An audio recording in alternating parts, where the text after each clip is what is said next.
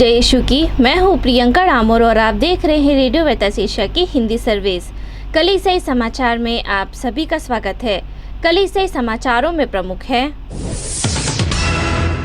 विश्व पर्यटन दिवस 2023 के लिए वाटिकन द्वारा हरित निवेश की आवश्यकता पर बल दिया जाएगा।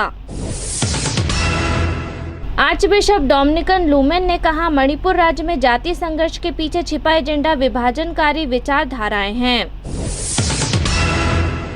मेक्सिको में पुरोहित की गोली मारकर हत्या। आइजोल में सैकड़ों लोगों ने सहायक बिशप के अभिषेक में भाग लिया।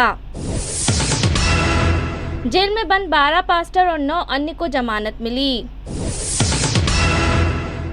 चर्च संचालित अनाथालय के उत्पीड़न में कोई कमी नहीं। ईसाइयों ने राजवेला गांव में चर्च पर हमले का विरोध किया। अरुणाचल चर्च ने लड़कियों के लिए नशा मुक्ति केंद्र खोला।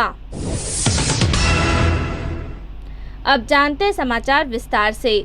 विश्व पर्यटन दिवस 2023 के लिए वाटिकन द्वारा हरित निवेश की आवश्यकता पर बल दिया जाएगा।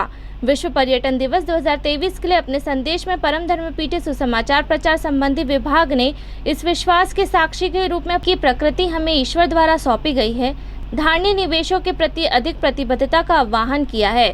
परम धर्मपीठ विभाग के अध्यक्ष महाधर्माध्यक्ष रीनो फिजिकेला के द्वारा विश्व पर्यटन दिवस के लिए प्रकाशित संदेश में कहा गया कि कैथोलिक कलीसिया इस विशेष प्रतिबद्धता के क्षण को ग्रहण करती है ताकि पोप फ्रांसिस का परम धर्माध्यक्षीय मिशन अधिक प्रभावी और सकारात्मक तरीके से सृष्टि की देखभाल में वृद्धि कर सके, जो लोगों के जीवन के लिए एक आवश्यक उद्देश्य है। मेक्सिको में पुरोहित की गोली मारकर हत्या।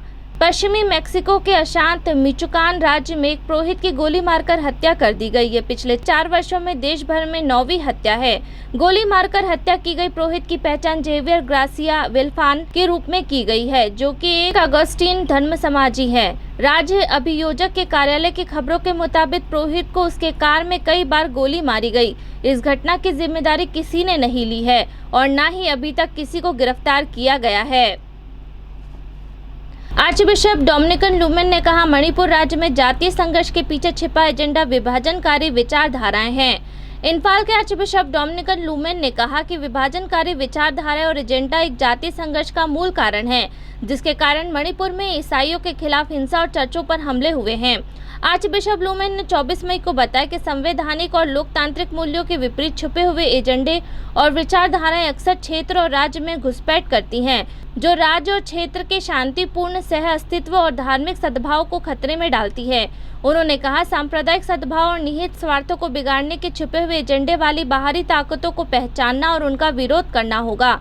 हिंसा मई की शुरुआत में शुरू हुई जब जातीय आदिवासी समूह, मुख्य रूप से ईसाइयों ने बहुसंख्यक मैतेई हिंदू समुदाय का अनुसूचित जनजाति का दर्जा देने वाले उच्च न्यायालय के फैसले का विरोध किया। आइजोल में सैकड़ों लोगों ने सहायक बिशप के अभिषेक में भाग लिया। 28 मई को 6000 से अधिक लोगों ने आइजोल के सहायक बिशप जोआकिम वाल्डार के अभिषेक में भाग लिया। शिलोंग के आर्चबिशप विक्टर लिंगदोह मुख्य अभिषेककर्ता ने असम में डॉन बॉस्को स्कूल शंकर बस्ती सिलचर में आयोजित समारोह का नेतृत्व किया। भाग लेने वालों में प्रेरित न्यूनशो आर्चबिशप लियोपोल्डो जिरेली थे, जिन्होंने लोगों से ईसाई नेतृत्व में नए रुझान स्थापित करने में पोप फ्रांसिस का अनुसरण करने का आग्रह किया। मुख्य अभिषेककर्ता ने पवित्रता के चिन्ह के रूप में नए बिशप पर मैटर रखा और उसे सौंपे गए लोगों का मार्गदर्शन करने के लिए उसे पुरोहित कर्मचारी सौंप दिया। लगभग 100 पुरोहितों और 12 बिशपों ने अभिषेक समारोह में भाग लिया। जेल में बंद 12 पास्टर और 9 अन्यों को जमानत मिली। उत्तर प्रदेश में परेशान ईसाई समुदाय ने जेल में बंद 12 पास्टर और 9 अन्य विश्वासियों को कड़े धर्मांतरण विरोधी कानून के कथित उल्लंघन से जुड़े कई मामलों में जमानत मिलने के बाद सामूहिक राहत की सांस ली है। एक सामाजिक कार्यकर्ता दीनानाथ जायसवाल, जो भारत के सबसे अधिक आबादी वाले राज्य उत्तर प्रदेश में ईसाइयों के खिलाफ दायर कानूनी मामलों में उनकी मदद कर रहे हैं, ने कहा, यह हमारे लिए एक बड़ी जीत है। पास्टर विजय मसीह और अजय सैमुअल, जिन्हें इस सप्ताह इलाहाबाद उच्च न्यायालय से जमानत मिली थी, भारत के सबसे बड़े राज्य की शीर्ष अदालत के 6 महीने से अधिक समय तक जेल में बिताया था, जब उन पर उत्तर प्रदेश के अवैध धर्मांतरण निषेध के प्रावधानों का उल्लंघन करने का आरोप लगाया गया था। चर्च संचालित अनाथालय के उत्पीड़न में कोई कमी नहीं। मध्य प्रदेश में एक सरकार द्वारा संचालित बाल कल्याण एजेंसी ने एक अदालत के आदेश की अवहेलना की है और एक चर्च द्वारा संचालित अनाथालय को संस्था को बंद करने के कथित कदम के तहत अपने बच्चों को बाहर निकालने के लिए कहा है। हिंदू समर्थन भारतीय जनता पार्टी द्वारा शासित मध्य प्रदेश राज्य में सागर धर्म प्रांत में सेंट फ्रांसिस सेवाधाम अनाथालय के 10 बच्चों को इस तरह के कदम के खिलाफ उच्च न्यायालय के आदेश का उल्लंघन करते हुए बाहर कर दिया गया था। अनाथालय के निदेशक फादर सिंटो वर्गीस ने कहा, हमारे 10 बच्चों को पिछले सप्ताह अलग अलग बैचों में स्थानांतरित किया गया था। फादर वर्गीस के अनुसार स्थानांतरण मध्य प्रदेश उच्च न्यायालय की जबलपुर पीठ के जनवरी 2022 के आदेश का उल्लंघन है, जिसने CWC को अनाथालय के कैदियों को स्थानांतरित करने से रोक दिया था। ईसाइयों ने राजवेल गांव में चर्च पर हमले का विरोध किया।